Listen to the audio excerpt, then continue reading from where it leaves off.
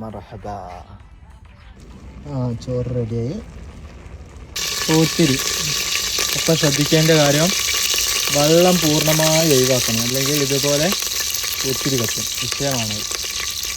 ഉച്ചകത്തുള്ള കറി സെറ്റാക്കാൻ പോവാണ്. ഓയിൽ ഒഴിക്കുക. നമ്മൾ ഉണ്ടാക്കാൻ പോകുന്ന വിഭവം കോളിഫ്ലവറിൻ്റെ ഗ്രേവിയും അതിൻ്റെ കോളിഫ്ലവർ പൊരിച്ചതും.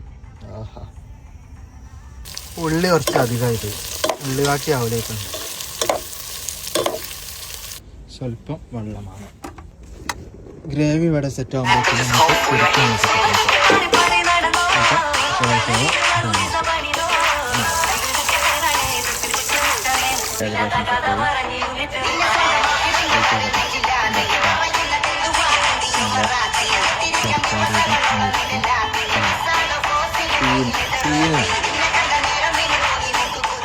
നല്ല കാറ്റാണ്.